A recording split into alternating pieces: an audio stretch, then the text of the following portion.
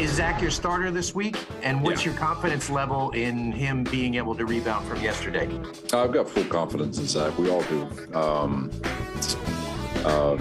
It's not like he hasn't had bad games before, and he stepped up and has followed it with good days. So, the way he preps and the way he practices and the questions he asks, we've got faith that he'll continue to find ways to get better.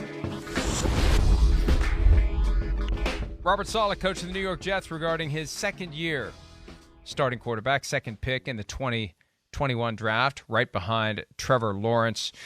Before we get to this take your pick segment, which is intended to move fairly quickly, I just want to stop for a second, and I want you to give me a 30-second, maybe 45, diagnosis of what you think is wrong with Zach Wilson. Well, okay. I mean, first off, he's a young quarterback, right, who didn't play preseason and got thrown back in, against like the 5 worst defenses in football that you could say, hey, you're a young quarterback. You didn't play preseason and didn't start the season, but you get to play, hey, the crazy Dolphins and the Packers, who were pretty good defense, and the Steelers, and who else am I missing? Of course, the Patriots last week, and then the game they won, and the Broncos. They played some very tough defenses.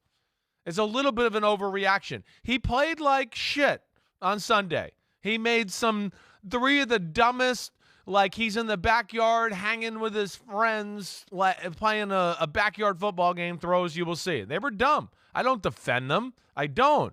But I do defend the fact that he was 4-0 against 4 really tough defenses and played the game the right way, and here we are, 1 loss. It's ready to bench him. And that's where, again, I can go back in time and go, hey, this guy was 1-4 as a quarterback and threw interceptions in every game, but the future was bright. It was bright. And for Zach Wilson, for whatever reason, it's in New York, the Jet fans, all of it, it's a little too critical in my opinion, but I understand. Last week was crappy. It was crappy, but I think it's a little too over the top in my opinion, Mike. And you've pointed out before, there's this mindset with Jets fans where the guy who's supposed to be the franchise quarterback they're against, and they're constantly looking for the Mike White that they can anoint. They love it. Of course, once he's anointed, then they'll be against him. Right. There is this weird thing up here with the Jet fans where they almost root against their guys that are good, and they love like the guy who is, hey, he was a plumber, but look, he had a good game for us. Let's make him the franchise guy. He was a plumber. This is awesome. Right. And it's just like, well, okay, great, but then that's why you guys are 2-14, 2-15 every year. Their fans are annoying in my opinion. They are. They're way too overreactionary. They can never be happy. They win a game and then Green Bay and we can't get Elijah Moore the ball. Let's not talk about the fact that we've won 4 in a row and we just beat Aaron Rodgers. We can't get Elijah Moore the ball. What's wrong with us and Zach Wilson? What's wrong? Jets, you guys suck forever. Like, just enjoy the ride a little.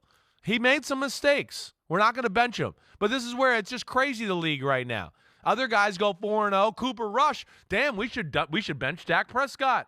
Let's bench him. We got Cooper. Bailey Zappi had 2 games where the people were the most wide open in the history of football this year. I mean, his separation between receiver and coverage and his 2 wins were like off the charts good. Let's bench Mac Jones, even though he took us to the playoffs.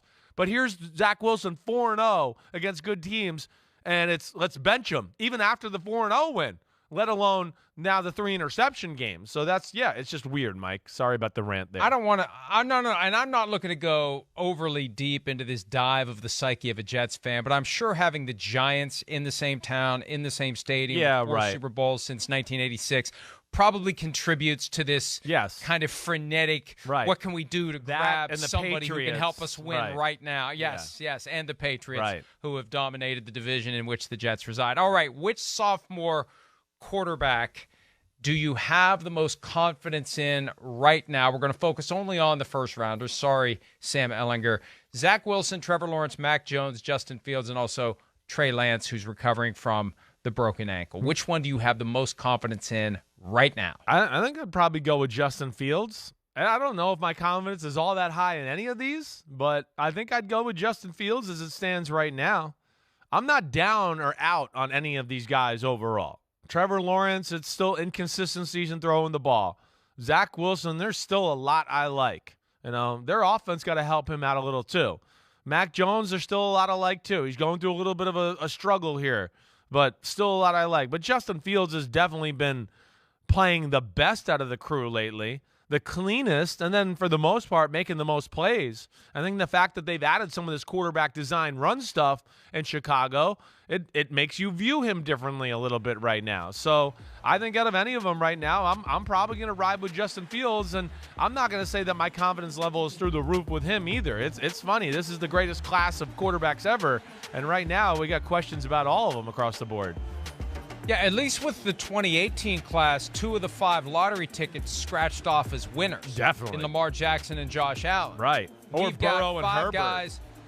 5 guys taken in the top 15 in 2021, and, it's still to be determined, and it could go either way. I agree with you. Right now, Justin Fields is looking like the best of the bunch, even though we wouldn't have said that a year ago. But Trevor Lawrence is kind of all over the place. Zach Wilson, work in progress. Mac Jones, up and down and high and low, and who knows what's up with him and Bill Belichick. Yep. And then Trey, I feel bad for Trey Lance. Look, this is the one thing that I think the 49ers really didn't consider. They got so freaked out, I believe, because they saw Patrick Mahomes and Tom Brady playing each other in Super Bowl 55. Yep. And we didn't look at Patrick Mahomes. We could have had him. Tom Brady wanted to come play here, and we said no. And now we're watching these 2 guys play in the Super Bowl. We got to do something. What are we going to do? I think you have to ask yourself, it's already a ton of pressure on a first-round draft pick, whatever position you play. But when you're the guy who walks through the door as 3 first-round picks and a third-round pick, that's an enormous amount of pressure. It's not fair to Trey Lance. He didn't ask for that. What do you expect the guy to do?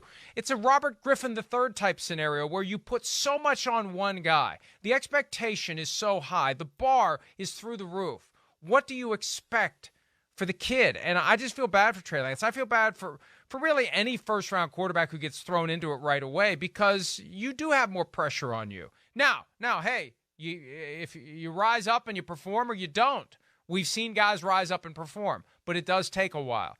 What was it for Josh Allen? Year 3. I mean, Lamar Jackson became the MVP in year 2. Right. But it does take time. And teams aren't all that patient anymore with quarterbacks. It's a weird dynamic to pro football where you've got 3 years to prove you can do it. Otherwise, you're just kind of cast into the wilderness, and you may never get another chance. I know. It is. It's crazy. And I think that happens too much, and you get cast into the wilderness, and they write you off too quickly. And that's what we're seeing, I think, too, with like a guy like Geno Smith. He was written off because of perceptions and what media and fans thought, and he was capable of playing. As we're seeing right now. But you're right with the Trey Lance conversation. It really is a tough one. It is. It's a tough one for all of them, like you said, let alone when it's 3 first-round picks traded for you, and you're replacing a guy who took your team to the Super Bowl 2 years before that. That adds even more to it. So, I do feel for him, Mike, to your point. Hi, it's Mike Florio. Thanks for watching PFT on YouTube. Hit subscribe for the latest news and analysis from Pro Football Talk.